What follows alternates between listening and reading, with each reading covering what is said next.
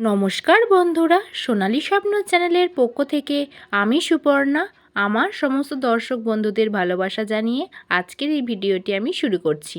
আজকের ভিডিওর থাম্বনেল দেখে নিশ্চয়ই আপনারা বুঝতে পেরেছেন আজকের ভিডিওটি কি। আজকের ভিডিওর বিষয়বস্তু হচ্ছে বিশ্বকর্মা পুজোতে কেন ঘুড়ি ওড়ানোর রীতি আছে। সামনেই তো বিশ্বকর্মা পুজো, 31শে ভাদ্র ইংরাজি 17ই সেপ্টেম্বর মঙ্গলবার বিশ্বকর্মা পুজো পালিত হবে এই বছর। এই দিন আকাশে ঘুড়ির মেলা দেখা যায়, কিন্তু কেন বিশ্বকর্মা পুজোতে আকাশে ঘুড়ি ওড়ে তা অনেকেই জানেন না। চলুন তাহলে জানা যাক এর পিছনে আসল কারণ কি। বিশ্বকর্মা পুজোর সঙ্গে জড়িয়ে রয়েছে ঘুড়ি ওড়ানোর রীতি। দুপুর থেকে বিকালে আকাশে উড়তে থাকে রং বেরঙের নানান ঘুড়ি।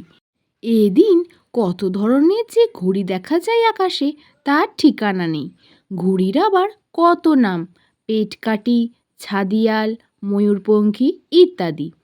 যাই হোক না কেন, এদিন আকাশে ঘুড়ির দেখা মিলবেই।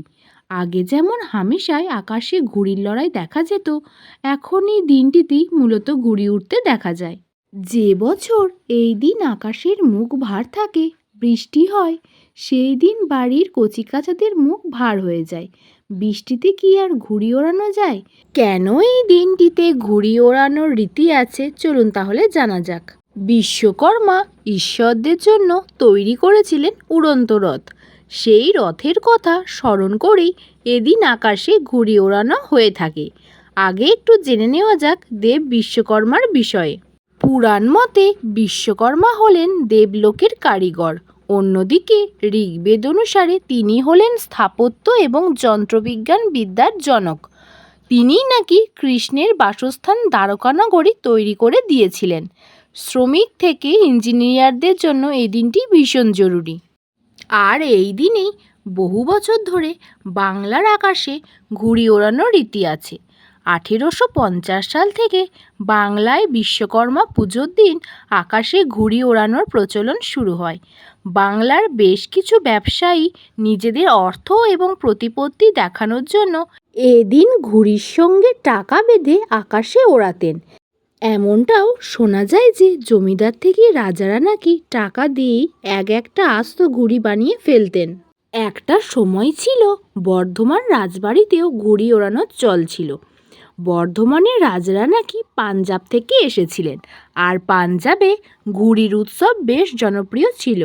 আর সেই কারণেই বর্ধমান রাজাদের হাত ধরেই বাংলায় ঘুড়ির উৎসবের চল শুরু হয়। বিশ্বকর্মা পুজোর দিন তো রীতিমতো ঘুড়ির লড়াই বেঁধে যায়। তাই তো এদিন বাইরে কান পাতলেই শোনা যায় ভোকাট্টা শব্দের চিৎকার। বর্তমানে মানুষ কর্মে ব্যস্ত হওয়ার কারণে যত দিন যাচ্ছে আগের তুলনায় এখন আকাশে খুবই কম সংখ্যক ঘুড়ি দেখা যায়। তবে কিছু কিছু জায়গায় এখনও ঘুড়ি ওড়ানোর ব্যাপকভাবে এই রীতি প্রচলিত রয়েছে। বন্ধুরা, আপনারা কারা বিশ্বকর্মা পুজোর দিন আকাশে ঘুড়ি ওড়ান সেটা কিন্তু কমেন্টে জানাবেন। আর বিশ্বকর্মা পুজোর দিন আপনাদের ওখানেও কি ঘুড়ি ওড়ানোর প্রতিযোগিতা হয়? আপনারা কি সেখানে অংশ নেন? সেটাও কিন্তু কমেন্টে জানাতে ভুলবেন না। আজকের এই ভিডিওতে আমি আপনাদের সাথে আলোচনা করলাম বিশ্বকর্মা পুজোর দিন আকাশে কেন ঘুড়ি ওড়ানো হয়, এর পিছনে কী রীতি লুকিয়ে আছে। তো বন্ধুরা, আজকের এই ভিডিওটি আপনাদের কেমন লাগলো প্লিজ কমেন্টে জানাবেন। ভিডিওটি যদি আপনাদের ভালো লেগে থাকে তাহলে ভিডিওটিতে একটি লাইক করে দেবেন, শেয়ার করে দেবেন।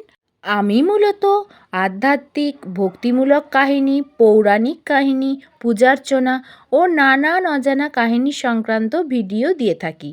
আপনাদের যদি আমার এই ভিডিওগুলি ভালো লেগে থাকে তাহলে প্লিজ বন্ধুরা চ্যানেলটিকে সাবস্ক্রাইব করে পাশে থাকা বেল আইকনটি প্রেস করে অল নোটিফিকেশানটি অন করে দেবেন, যাতে আমি ভিডিও আপলোড করলেই ভিডিওটি সঙ্গে সঙ্গে আপনাদের কাছে পৌঁছে যায়। আজকের মতো এই পর্যন্তই। আবার দেখা হবে আপনাদের সাথে পরবর্তী অন্য কোনো নতুন ভিডিওতে। সবাই খুব ভালো থাকবেন, সুস্থ থাকবেন, সাবধানে থাকবেন। টাটা বন্ধুরা।